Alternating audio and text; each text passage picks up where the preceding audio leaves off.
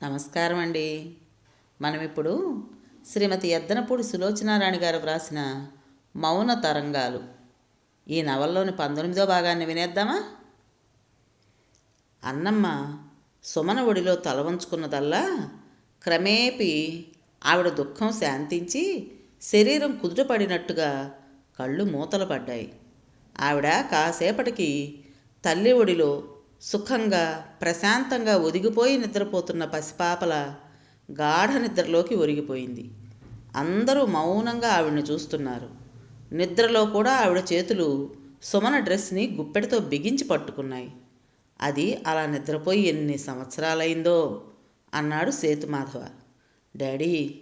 సుమన ఇక కూర్చోలేనట్టు తండ్రిని మెల్లగా పిలిచింది. విజయ్ ఆ పిలుపు విన్నట్టు లేదు. అతను ఆమెనే చూస్తున్నాడు. ఎంత చిక్కిపోయింది. ఆవిడ అనుభవించిన దుఃఖం సామాన్యమైంది కాదని, అది ఆమె మనసుని శిథిలమైన గూడుగా మార్చిందని అతనికి అర్థమైంది. ఉమా తల్లి దగ్గరకు వెళ్ళాలని, ఆవిడ్ని తన దగ్గరికి రప్పించుకోవాలని ఎంతగా తప్పించిందో అర్థమైంది. ఉమ వియోగానికి తను పడిన బాధ తక్కువైందేం కాదు. కానీ ఆ బాధలో ఏదో బలం. ఉమ తన దగ్గరే ఉందనే గాఢమైన నమ్మకం. ఉమ శరీరం నశించినా ఉమ మనసు తన మనసుతో పెనవేసుకుని తనలో ఐక్యమై ఉందనే భావనా బలం. ఉమ బతికుండగానే తనని విడిపోయిందనే ఆగ్రహాన్ని, ఇక శారీరకంగా జన్మలో కూతుర్ని చూడలేని అనే సత్యం నిలువునా చీల్చివేసింది. ఒక్క మాట ఆవిడ చెప్పకపోయినా, ఒక్కరోజైనా ఆవిడ్ని చూడకపోయినా ఆవిడ పడిన వ్యధ అతని హృదయాన్ని స్పృశించి దాని వాడితనంతో అతన్ని వణికించింది. తను సుమనతో బలం పుంజుకున్నాడు. ఆవిడికి అంతా శూన్యం. ఉమా సుమనను తీసుకువెళ్ళి ఆవిడ ఒడిలో వేయాలని ఎందుకు అంత తప్పించిందో అతనికి అక్షర సత్యంలా అర్థమైపోయింది. ఆమె వ్యధకి ఒక విధంగా తనే మూల కారణం. ఉమ జీవితంలోకి తను వెళ్లకుండా ఉంటే ఆ తల్లి కూతుళ్ళ జీవితాలు నవ్వుతూ తుళ్ళుతూ ఎంత ఆనందంగా గడిచేవో. ఏం చేశాడు తను? ఉమ వల్ల జీవితంలో అమృతం లాంటి సంపూర్ణమైన ఆనందం తను పొందాడు. ఒక విధంగా ఉమని, మరో విధంగా ఆమెని బాధాపీడితుల్ని చేశాడు. అతని హృదయం పశ్చాత్తాపాగ్నితో దహిస్తోంది. విజ్జు, సుమన నిన్ను పిలుస్తోంది అన్న శంకర్రావు గారి మాటలతో ఈ లోకంలోకి వచ్చాడు. విజయ్ కూతురు వైపు చూశాడు. డాడీ. సుమన చేతులు రెండు ఎత్తి విలవిల్లాడుతున్నట్టు చూపించింది. రాజేశ్వరమ్మ దగ్గరకు వచ్చింది. మెల్లగా అన్నమ్మ తలని ఎత్తి పట్టుకుని సుమనని లేవమని సైగ చేసింది. సుమన లేవబోతుంటే రాజేశ్వరమ్మ ఆగమని అతి సున్నితంగా సుమన డ్రెస్ నుంచి అన్నమ్మ చేతుల్ని విడిపించింది. సుమన బ్రతుకుజీవుడా అన్నట్టు చెంగున లేచి అవతలికి పరిగెత్తి తండ్రి పక్కన నిలబడి అతని చేతిని గట్టిగా పట్టుకుంది. అయ్యో, అన్నం మెట్ట నిద్రపోయిందేమిటి అన్నయ్య? మనం లేపి తీసుకువెళదామా? విశాలమ్మ సేతుమాధవ్ని అడిగింది. రాజేశ్వరమ్మ దిళ్ళని అన్నమ్మ తల కింద పెట్టి విశాలమ్మని మాట్లాడవద్దన్నట్టు నోటి మీద వేలుంచుకుని సైగ చేసింది. విజయ్ రాజేశ్వరమ్మలో ఇంత ఔదార్యం, అన్నమ్మ పట్ల ప్రదర్శిస్తున్న ఆమె బాధ గ్రహించిన సానుభూతి చూస్తుంటే అతనికి ప్రపంచంలో 8వ వింతను చూసినంత ఆశ్చర్యంగా ఉంది. మనుష్యుల్లో ఇలా అంతర్కోణాలు కొన్ని ఉంటాయి కాబోలు. ఆ హాల్లో ఉన్న అందరికంటే మమ్మీయే ఆవిడ పట్ల ఎక్కువగా స్పందిస్తోంది. విజయ్కి ఆ క్షణంలో రాజేశ్వరమ్మని తను పూర్తిగా అర్థం చేసుకోకుండా అపోహపడ్డానా అని అనుమానం రాసాగింది. రాజేశ్వరమ్మ వచ్చి విశాలమ్మకి ఎదురుగా ఉన్న సోఫాలో శంకర్రావు గారి పక్కన కూర్చుంది. మీకు చాలా ఇబ్బంది కలిగించామంది విశాలమ్మ. అలా మమ్మల్ని పరాయిగా మాట్లాడొద్దని చెప్పానా అంది రాజేశ్వరమ్మ. అన్నమ్మని లేపు విస్సు, వీళ్ళకి పనులున్నాయేమో సేతుమాధవ అన్నాడు. నోనో, మాకంత ముంచుకుపోయే పనులేం లేవు, మీరు కూర్చోండి. మణమ్మ ఏం చేస్తోందో అంటూ లోపలికి వెళ్ళిన ఆవిడ కాఫీ పలహారాలు తెమ్మని పురమాయించడం వినిపిస్తూనే ఉంది. ఇప్పుడు అవేం వద్దు, మేము వెళతామంది విశాల. ఏం పర్వాలేదు, 10 నిమిషాలుంటే ఆవిడ తేరుకుంటుంది, మనం అప్పుడు లేపచ్చు. ఏమండి, ఏమంటారు? భర్తను అడిగింది. అవును అన్నారాయన. రాజేశ్వరమ్మ సుమన విజయుల వైపు చూసింది. ఏమిటి మీరు అలా దూరంగా నిలబడ్డారు? ఇలా రండి, కూర్చోండి అంది. సుమన తండ్రి భుజానికి అంటుకుపోయినట్టుగా నిలబడింది. నేను రాను. ఆవిడ లేస్తే మళ్ళీ నా మీద పడుతుంది. డాడీ, వీళ్ళు వెళ్ళిపోయే వరకు మనం ఎక్కడికైనా వెళ్ళిపోదామా అంది బేలగా. రాజేశ్వరమ్మ ఈ మాట వినగానే చప్పున లేచి వచ్చి సుమన చేయి పట్టుకుంది. పిచ్చిగా మాట్లాడకు, ఆవిడ అనకూడదు, అమ్మమ్మ అనాలని చెప్పానా? సుమన ఇదెక్కడి గోలరా బాబు అన్నట్టు తండ్రి వైపు సగం కోపంగా సగం బోరుగా చూసింది. మణమ్మ కాఫీ పలహారాలు తెచ్చి అక్కడ పెట్టింది. రాజేశ్వరమ్మ విజయ్తో, విజయ్, ఆవిడ ఉమ తల్లి. ఉమ ఆవిడక్కడికి రావాలని సుమనతో గడపాలని ఎంత తప్పించిందో నీకు తెలుసు. మీ ఇద్దరూ ఇలా ఒకటిగా నుంచుని పరాయి వాళ్ళులా ప్రవర్తిస్తే అది ఉమని అవమానించినట్టే అంది. విజయ్కి ఉమని అవమానించినట్టే అన్న మాటలు చెళ్ళును తగిలినట్టున్నాయి. కాసేపు కూర్చుందాంరా. కూతుర్ని తీసుకుని వచ్చి సోఫాలో కూర్చున్నాడు. సుమన కూర్చున్నా మాటిమాటికి తన వెనక రాక్షసో భల్లూకమో పొంచున్నట్టు తల తిప్పి ఆవిడ పడుకున్న వైపు చూస్తూనే ఉంది. రాజేశ్వరమ్మ గారి ఆత్మీయతకి విశాలమ్మ, సేతుమాధవ చలించిపోయారు. ఆమె పట్ల వారికి చాలా కృతజ్ఞతాభావం ఏర్పడిపోయింది. భార్య ప్రవర్తనలో ఇంత మార్పు చూసి శంకర్రావు గారు కూడా నిశ్చేష్టుడయ్యాడు. వారి కాఫీ పలహారాలు అయ్యాయి, కానీ అన్నమ్మ సోఫాలో సొమ్మసిల్లిపోయినట్టు సుఖ నిద్రలో ఉంది. విస్సు, ఇంక అన్నమ్మని లేపు, మనం వచ్చి 2 గంటలైంది అన్నాడు మాధవ. విశాలమ్మ లేచి సోఫా దగ్గరకు వెళ్ళింది. మెల్లగా అన్ను అన్ను అంటూ తట్టి లేపసాగింది. నిద్రాభారంతో ఉన్న ఆవిడ కళ్ళు మెల్లగా విడిపడ్డాయి. సుమన ఇది చూడగానే సోఫాలో నుంచి చటుక్కున లేచి లేడీలా మెట్లెక్కి పైన తన గదిలోకి పోయి తలుపులు గట్టిగా మూసేసి లోపల గడియ పెట్టేసుకుంది. నేనెక్కడున్నానో తెలియడం లేదే విస్సు, కళ్ళు తెరిచిన అన్నమ్మ బేలగా అంది.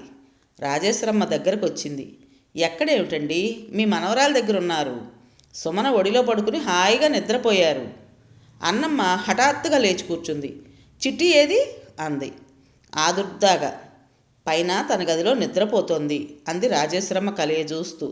అన్నమ్మ ముఖంలో ఆదుర్దా శాంతించింది. విస్సు, కొంచెం మంచినీళ్ళు కావాలి, నోరు ఆరిపోయింది అంది. మంచినీళ్ళేమిటి? కాఫీ, టిఫిను అన్నీ పూర్తి చేయాలి మీరు. మేము తినేసాము. మణమ్మ, మంచినీళ్ళు తీసుకురా అంది రాజేశ్వరమ్మ. మణమ్మ తెచ్చింది. ఆవిడ వణుకుతున్న చేతితో తాగబోతుంటే గ్లాస్ కదిలి నీళ్లు తొడికాయి. విశాలమ్మ గ్లాస్ పట్టుకుంది. ఇంతలో ఫోన్ మోగింది. విజయ్ లేచి పక్క గదిలోకి వెళ్ళాడు. అతను ఫోన్లో మాట్లాడుతున్నాడు. మేనేజర్ మూర్తి చేశాడు. అతనితో మాట్లాడటం పూర్తయిన తర్వాత అక్కడే కూర్చుండిపోయాడు. అతని మనసు బయటకు రావడానికి ఇష్టపడలేదు. హాల్లో నుంచి మాటలు వినిపిస్తున్నాయి. అన్నమ్మ, మనం వచ్చి చాలాసేపు అయింది, వెళదాంలే. నేను చిట్టిని చూడాలి. చూసావు కదా, మాట్లాడావు, ఒళ్ళో తలబెట్టుకుని నిద్రపోయావు కూడా. ఇక వెళదాంలే అంది. నేను రాను, నేనెక్కడికి రాను. వాళ్ళిద్దరినీ చూస్తూ అంటున్న అన్నమ్మ హఠాత్తుగా 2 చేతులు జోడించి ఏడుస్తూ, నేనెవ్వరినీ ఇబ్బంది పెట్టను, ఏమీ అడగను, చిట్టితో కూడా మాట్లాడను, దగ్గరికి వెళ్ళను, దగ్గరికి రమ్మనమని అడగను, కళ్ళారా చూసుకుంటుంటాను. దయించి నన్ను ఇక్కడి నుంచి రమ్మనమని అనకండే విస్సు, మీ కాళ్ళు పట్టుకుంటాను. నేను ఇక్కడి నుంచి వస్తే నేను మళ్ళీ చిట్టిని చూడలేను. నాకు చాలా భయంగా ఉంది. ఆవిడ రాజేశ్వరమ్మ వైపు తిరిగింది. అమ్మా రాజేశ్వరమ్మ గారు, మీరు నన్ను చాలా దయగా చూశారు. మీ చొరవ వల్లే నేను ఇక్కడికి రాగలుగుతున్నానని మా విస్సు చెప్పింది. మిమ్మల్ని ఆ దేవుడు చల్లగా చూస్తాడు. నేను ఇక్కడే ఉంటానమ్మా. ఎవ్వరితోనూ మాట్లాడను, ఎవ్వరిని విసిగించను, ఏది అడగను. ఇంత పెద్ద ఇంట్లో ఎక్కడో ఒక మూలన పడి ఉంటాను. అసలు నేను ఉన్నట్టే ఎవ్వరికీ తెలియనంత మూగమొద్దులా ఉంటానమ్మా. ఆ శ్రీరామచంద్రుడి సాక్షిగా ఒట్టు. ఆవిడ ఏడుస్తూ బేలగా అడుగుతున్న తీరుకి గదిలో మౌనంగా కూర్చుని ఉన్న విజయ్ కళ్ళు నీటి చలమలు కాబోతుంటే దవడ బిగించి ఆపుకున్నాడు. ఆవిడ దుఃఖం అతన్ని మరింత నేరస్తుడిగా వేలెత్తి చూపిస్తోంది. అన్నమ్మ, లే వెళదాం. విశాలమ్మ ఆవిడ చేయి పట్టి బలవంతంగా లేవదీసింది. అన్నమ్మ పిచ్చిదానిలో చూస్తూ పెనుగులాడి ఆవిడ చేయి వదిలించుకుంది. నేను రాను, నేను ఇక్కడి నుంచి ఎక్కడికి రాను. చిట్టి ఎక్కడుంటే అక్కడే నా ఇల్లు, నన్ను ఎక్కడికి తీసుకువెళ్ళకండి. ఆవిడ కళ్ళల్లో అపనమ్మకం, భయం కనిపిస్తున్నాయి.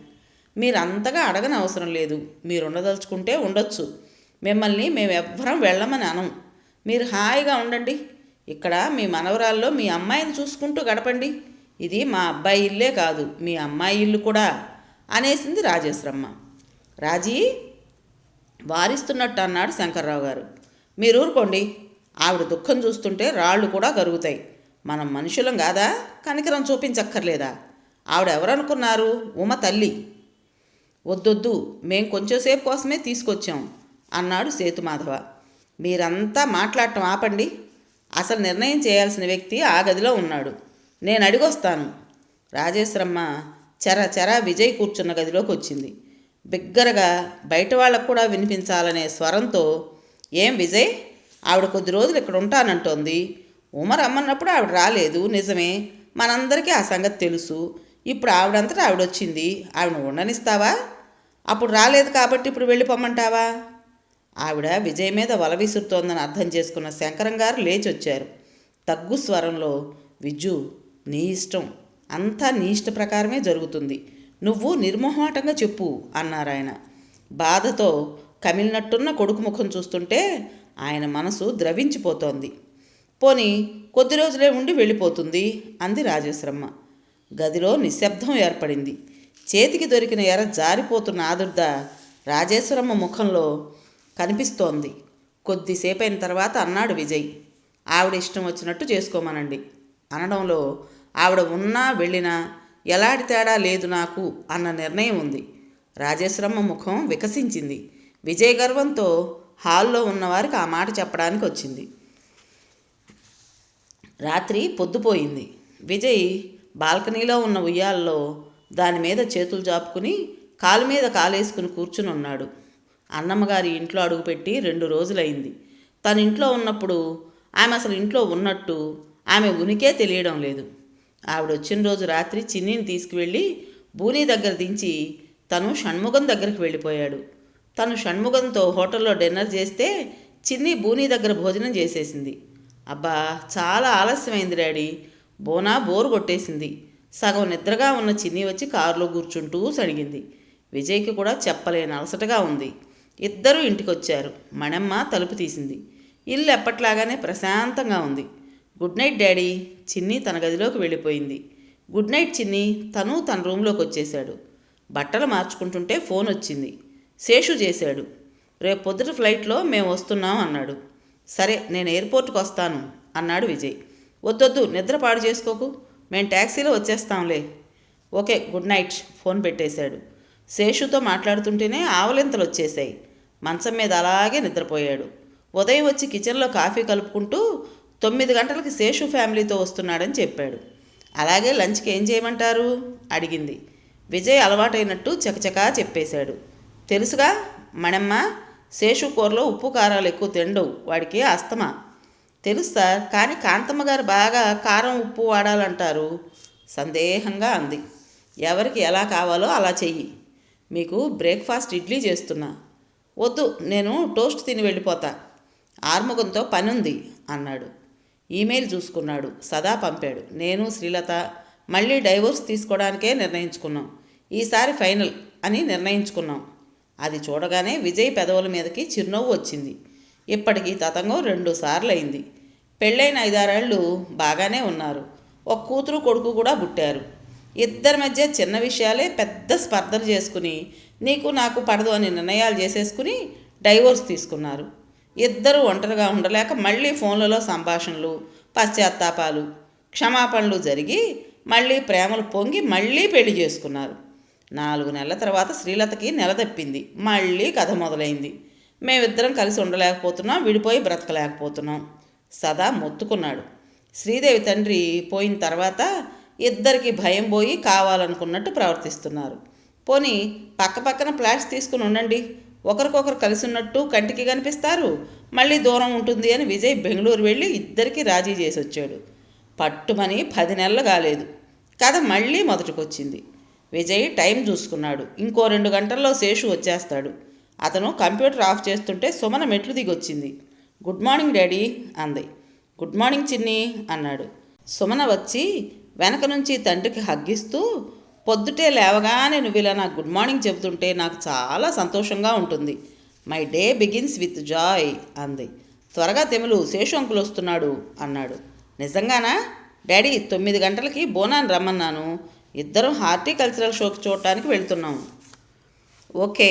విజయ్ మెట్లెక్కి పైకి వచ్చేశాడు. అతని మనసంతా ఆర్ముగంతో మాట్లాడబోయే చర్చల గురించే ఉంది. షవర్ తీసుకుని తల తుడుచుకుంటూ వస్తుంటే షణ్ముఖం ఫోన్ చేయనే చేశాడు. 1 గంట లేటుగా మీట్ అవుదాం, నా ఫ్రెండ్ వస్తున్నాడు అని చెప్పి ఫోన్ పెట్టేశాడు విజయ్. అతను బట్టలు మార్చుకుని కిటికీ దగ్గరకు వచ్చాడు. ఉదయం వేళ అక్కడి నుంచి కనిపించే సూర్యకాంతి, చల్లటి గాలి అతనికి ఇష్టం. ల్యాన్లో మంచు బిందువులు చాలా వరకు కరిగిపోయాయి. ఎక్కడో 1-2 సూర్యకాంతితో తళుకులు ఈనుతున్నాయి. ఉమకి ఆ దృశ్యం ఎంతో ఇష్టం. అతని దృష్టి ఫౌంటైన్ దగ్గరకు మళ్ళింది. అక్కడెవరో కూర్చుని ఉన్నారు. తల మోకాళ్ళ మీదకు వంగిపోయి భుజం చుట్టూ పైట కప్పుకుని చలికి ముడుచుకుపోయిన చిన్న మూటలా ఉన్న ఆ వ్యక్తిని చూడగానే విజయ్ వీపు మీద పెద్ద కొరడా దెబ్బ తగిలినంతగా ఉలిక్కిపడ్డాడు. మరుక్షణం చేతిలో దువ్విన మంచం మీద పారేసి మణమ్మ మణమ్మ అని బిగ్గరగా అరుస్తూ 2 మెట్లు ఒక్కసారి దిగుతున్నంత వేగంగా దిగొచ్చాడు. మణమ్మ భయంగా వంటగదిలోంచి గుమ్మంలోకి వచ్చేసింది. మణమ్మ, ఆవిడ తను అక్కడ చల్లో ఎందుకు కూర్చుంది? ఎవరయ్య గారు? కంగారుగా అంది. విజయ్ తనని కొట్టేంత తీవ్రంగా అడుగుతుంటే జంకు కలిగింది మణమ్మకి. ఆవిడే ఆవిడే అన్నమ్మగారా? అవును. ఆవిడ చెబితే వినడం లేదండి. రాత్రి ఈ సోఫాలో పడుకోమని ఎంత చెప్పినా వినలేదు. మెట్ల గదిలో ఆ మూల కొంగుపరుచుకు పడుకుంది. దుప్పటిస్తానన్నా వద్దంది. ఉదయం మీరు లేవకముందే 5 గంటలకే లేచి వెళ్ళి దొడ్లో అక్కడ కూర్చుంది.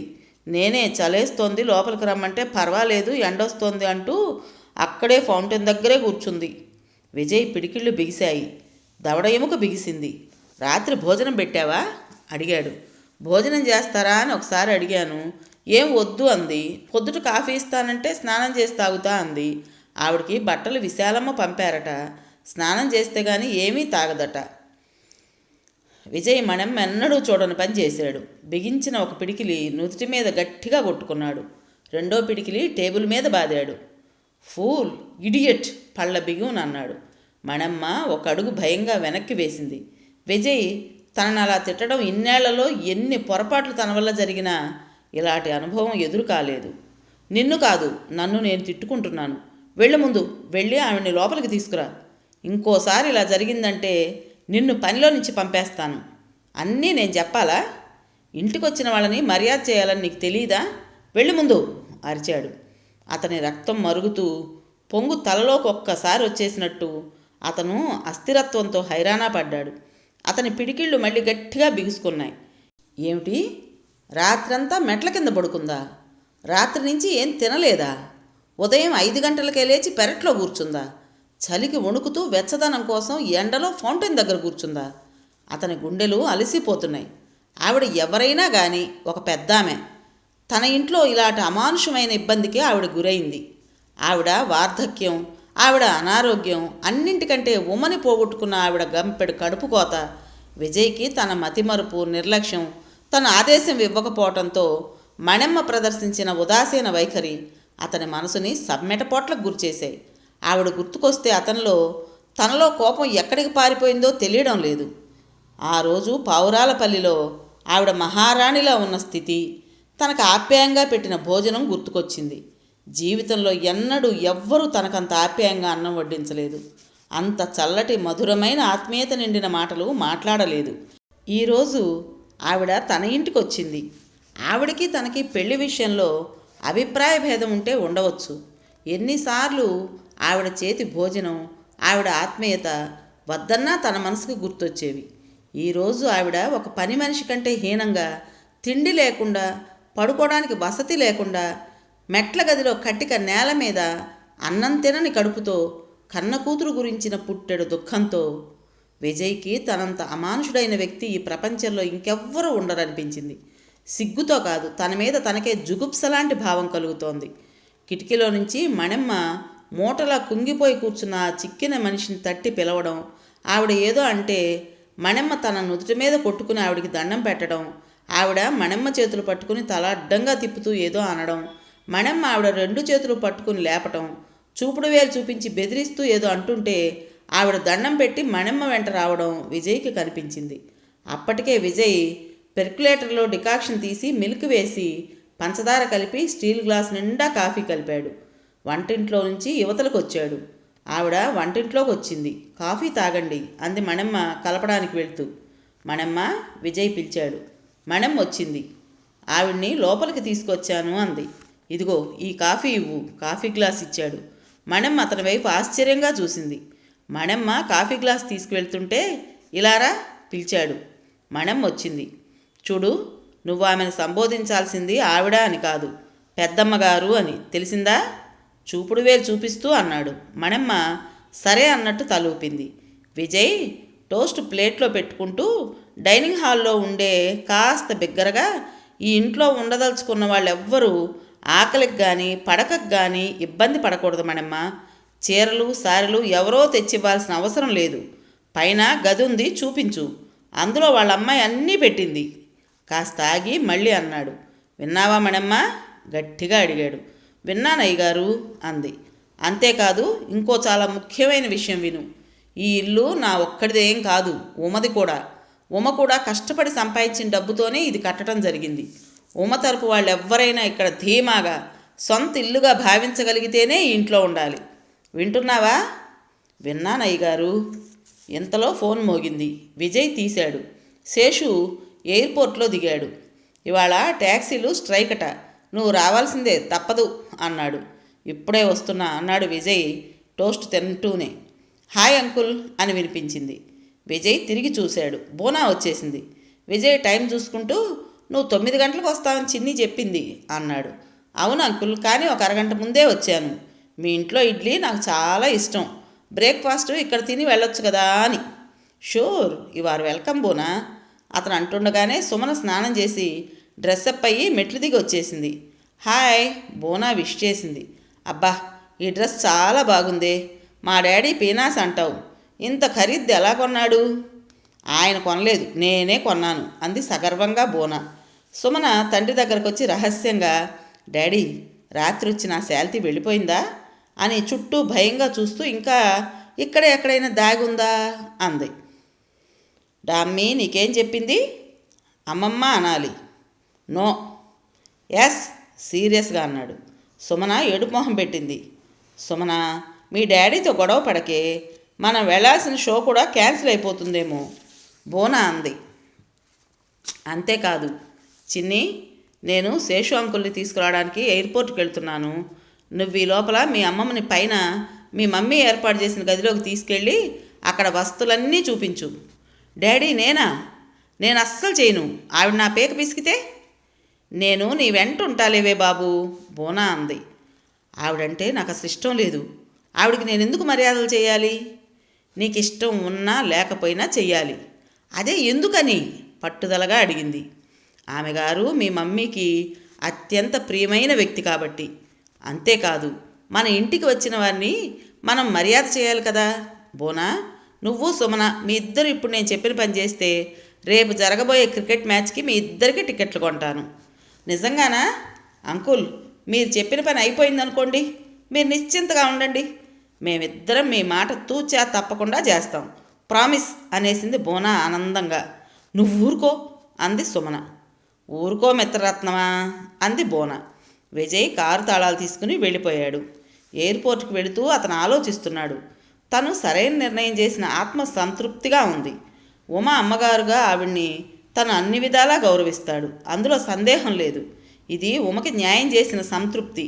ఉమ లేకపోయినా ఉన్నట్టు ఎలా ఉందో ఈ ఆదేశాలు కూడా అంతే. ఉమ ఇష్టాన్ని గౌరవించడంలో తనకెప్పుడూ సంతృప్తే దొరుకుతుంది. శేషుని కాంతాన్ని కొడుకుని ఎయిర్పోర్ట్ నుంచి ఇంటికి తీసుకొచ్చేసరికి దాదాపు 3 గంటల పైనే అయింది.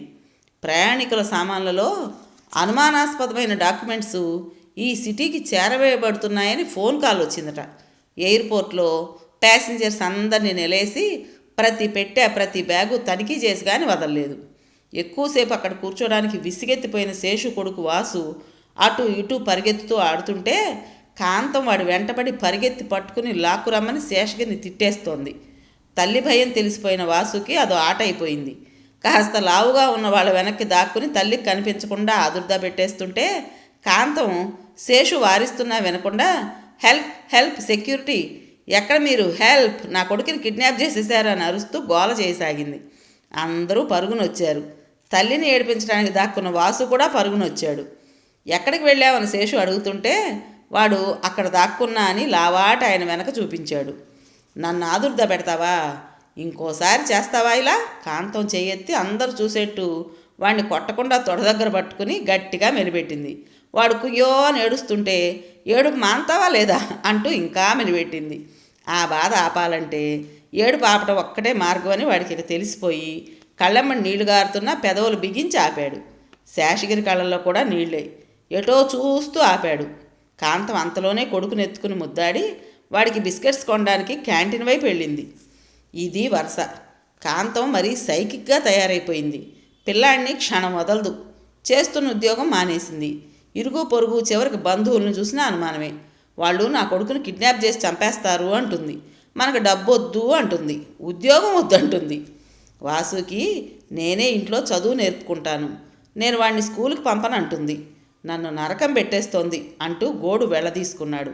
కాంతం సెక్యూరిటీ వాళ్ళతో వాళ్ళొట్టి డాక్యుమెంట్స్ అనే ఫోన్ చేశారా, లేక ఇంకా ఏదైనా ప్రమాదకరమైన ఆంథ్రాక్స్ లాంటి రసాయన పొడులు ద్రవాలు ఉన్నాయన్నారా? నిజం చెప్పండి, మా పెట్టెలన్నీ మీరు తీసుకెళ్ళండి, కానీ మా జీవితాలకు భద్రత గ్యారంటీ ఇవ్వండి. సెక్యూరిటీ వాళ్ళు ఆమెను యగాదిగా చూశారు. కాంతం బిస్కెట్ తింటున్న కొడుకుని వారికి చూపిస్తూ, చూడండి, వీడితోటి వాళ్ళు 18 మంది పిల్లలు ఒకేసారి మొన్న బస్సులో బాంబు పేలగా టీచర్లతో సహా మరణించారు. నా కొడుకును అదృష్టవశాత్తు ఆ రోజు స్కూలుకు పంపలేదు. వీడికి ఈ బిస్కెట్ తినిపించాలన్నా అందులో ఏముందోనని హడలు చస్తున్నాను. ఎయిర్పోర్ట్లో మీరు సెక్యూరిటీ చూస్తున్నారు, సంతోషం. బయట ప్రపంచంలో కాలు పెడితే మాకు సెక్యూరిటీ ఏముంది? ఇంతలో శేషు అక్కడికి పరిగెత్తుకు వెళ్ళి, కాంతం కాంతం నువ్విలారా, కూర్చో, నువ్వు మందులు వేసుకోలేదు, రా ముందు మందు వేసుకో, నీ ఆదుర్ద తగ్గుతుంది అంటూ లాక్కు వెళుతూ సెక్యూరిటీ వాళ్ళతో, సార్ తను చాలా ఆదుర్దాగా ఉంది అన్నాడు. మాకు అర్థమైంది సార్ అన్నారు వాళ్ళు. శేషు కాంతం చేత బలవంతంగా మందు మింగించాడు. కాంతం కాస్త శాంతించింది. కొడుకు చుట్టూ కోటగొడలా చేతులు బిగించి కూర్చుంది. ఇంతలో అక్కడికి మాధవి వచ్చింది. వాళ్ళ పెదనాన్న ఎయిర్పోర్ట్ అధికారిగా చేస్తున్నారు. స్పెషల్ పర్మిషన్తో లోపలికి వచ్చింది. ఆమె చేతిలో బొకే ఉంది. శేషగిరికి ఇస్తూ, వెల్కమ్ టు హైదరాబాద్ శేషగిరి అంది. థ్యాంక్ యూ అంటూ పూలగుత్తి తీసుకున్నాడు. మీకు చాలా థ్యాంక్స్, మేము ఆ ఊరు వదిలి ఇక్కడికి వచ్చేయడానికి మాకు అవకాశం ఇచ్చారు. కాంతం కృతజ్ఞతగా చేతులు జోడించింది. ఆంటీకి నమస్తే చెప్పు, ఆంటీ ఎంత అందంగా ఉంది కదురా అంటోంది. వాసు చేతులు జోడించాడు. విజయ్ అయోమయంగా చూస్తున్నాడు. శేషు తనకేం చెప్పలేదు. మాధవి వీళ్ళని రమ్మనడం ఏంటి, కాంతం కృతజ్ఞతలు చెప్పడం ఏంటి? మాధవి భర్త పోయాడని 4 ఏళ్ల క్రితం మమ్మీ ద్వారా విన్నాడు. తర్వాత ఒకసారి దూరం నుంచి చూశాడు. మమ్మీ ఒకసారి అందరినీ డిన్నర్కి పిలుస్తూ మాధవి వచ్చిందని చెప్పినా తను ఆ డిన్నర్కి వెళ్ళలేదు. హలో విజ్జు అంది మాధవి. హలో అన్నాడు ముభావంగా. ఇంతలో చెక్కింగ్ క్లియర్ అయిందని పెట్టెలు తీసుకోమని శేషగిరికి మైక్లో పిలుపు వినిపించింది. మా ఇంటికి రండి, నేనేగా మిమ్మల్ని ఆహ్వానించాను అంది మాధవి. వద్దు మాధవి, విజయ్ దగ్గరికి వెళ్తాం, సాయంత్రం వస్తాను అన్నాడు శేషు. ఓకే మాధవి అంగీకరించింది. బాయ్ విజయ్ అంది. బాయ్. మాధవి విజయ్ కారు వెళ్ళే వరకు ఉండి చేయి ఊపింది. మాధవి చాలా మారింది. మొదట తనే పలకరించటం, కలుపుగోలుగా మాట్లాడటం. ఓహ్, జీవితం కొట్టే దెబ్బలకి ఎలాంటి మనిషి అయినా తనను తాను మార్చుకోక తప్పదేమో. డ్రైవ్ చేస్తున్న విజయ్ భుజాలు కుదించాడు. కారు ఇంటికొచ్చింది.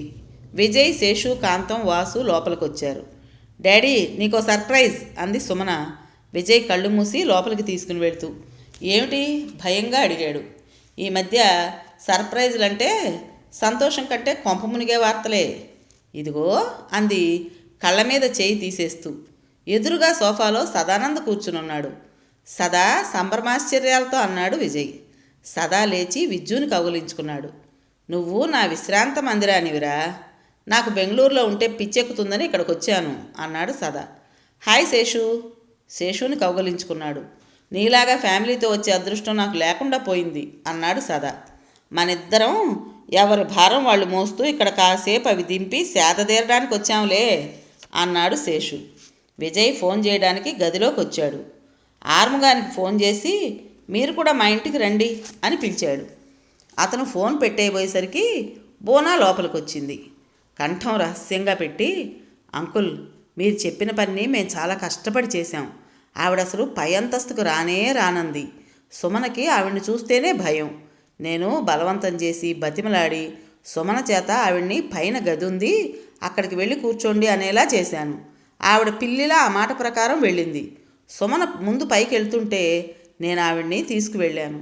పాపం పెద్దామె కదా, నడవలేక తూలి పడబోతుంటే నేనే పట్టుకున్నాను. చేయి పట్టుకుని ఆ గదిలోకి తీసుకెళ్ళాను. సుమన పారిపోబోతుంటే చెయ్యి బిగించి ఆపాను. ఆవిడ ఆ గదంతా చూసింది. అక్కడ దేవుడి మండపం చూసింది. చూడగానే ఏడుస్తూ దేవుడి ముందు కుప్పలా కూలిపోయింది. ఆవిడ ఏడుపు నేను చూడలేకపోయాను. నేను సుమన భయం వేసి కిందికి పరిగెత్తుకు వెళ్ళి మణెమ్మని తీసుకొచ్చాం. మణెమ్మ బలవంతంగా ఆవిడని లేవదీసి మంచం మీద కూర్చోబెట్టి మంచినీళ్లు తాగించింది. ఈ గదిని మా చచ్చిపోయిన అమ్మగారు మీరొస్తారని మీకోసం కట్టించారట సుమన చెప్పింది. రోజు నేను దీన్ని తుడిచి శుభ్రం చేస్తాను అంటూ చెప్పింది. నేను సుమన గుమ్మం బయట నుంచి తొంగి చూస్తున్నాం. ఆవిడేం చేసిందో తెలుసా? లేచి గదంతా కలిగి చూసింది. మంచం చేతులతో తడిమింది. మంచం, పరుపులు, దిళ్ళు ముద్దు పెట్టుకుంది. గోడల మీద చేతులానించి, చిట్టి చిట్టి, ఎందుకే నువ్వు నాకింత శిక్ష వేసి నాకు కనిపించకుండా పోయావు? చిట్టి, నాన్న, నా కన్నా, నా తండ్రి, నేను వచ్చానురా, నాతో మాట్లాడరా అంటూ మళ్ళీ ఏడుస్తూ మంచం మీద కూలబడింది. మీరిట్లా ఏడిస్తే మా అమ్మాయి గారు భయపడతారు, మా అయ్యగారు కోప్పడతారు. లెండి లెండి, లేచి స్నానం చేసి మీ జుట్టు దువ్వుకుని శుభ్రమైన చీర కట్టుకోండి. మా ఇంటికి చుట్టాలు వస్తున్నారు. అదిగో ఆ అల్మారాలో మీకు అవసరమైన చీరలు, రవికలు ఉన్నాయి అంటూ కసిరితే ఏడుపు ఆపి స్నానం చేసి వచ్చి మంచి బట్టలు కట్టుకుని దేవుడి ముందు జపమాల తిప్పుతోంది. అంకుల్, ఆవిడ ఎందుకు అలా ప్రవర్తిస్తోంది అంది బోనా. బోనాకి ఆశ్చర్యంగా, అర్థం కానట్టుగా ఉందని తెలుస్తూనే ఉంది. థ్యాంక్ యూ బోనా. ఇంతలో అక్కడికి సుమన వచ్చింది. ఏమిటి మా డాడీతో ఇంతసేపు మంతనాలు అంటూ నిలదీసింది. ఏం లేదు, నన్ను పెళ్ళెప్పుడు చేసుకుంటారా అని అడుగుతున్నాను. సుమన బోనా నోటి మీద చేయి వేసి బయటికి లాక్కుపోయింది. శేషు విజయ్ని అర్థం కానట్టు అడిగాడు. అంకుల్, పైకి వెళ్ళకండి, అక్కడ ఓ శాల్తీ ఉంది అంటుందేమిట్రా? చిన్ని శాల్తీ అనొద్దని అన్నానా? విజయ్ మందలింపుగా చూశాడు. నాకంతకంటే పిలుపు రావడం లేదు డాడీ. అలవాటు చేసుకోవాలి గట్టిగా చెప్పాడు.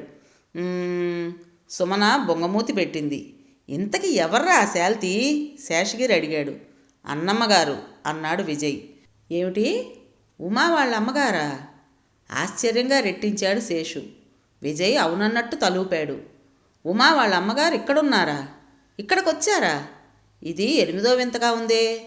శేషగిరి లేచి వెంటనే మెట్లెక్కి పరుగున పైకి వెళ్ళాడు. ఇల్లంతా కమ్మటి సువాసన అలుముకుని ఉండడం విజయ్ అప్పుడే గమనించాడు. అది ఉమకి ఇష్టమైన అగరొత్తుల వాసన అని అతనికి అర్థమైంది.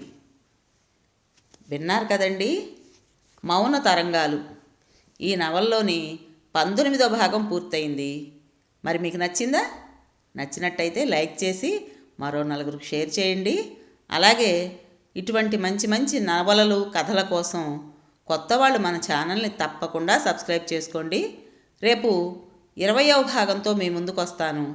అప్పటి వరకు ఉంటానండి.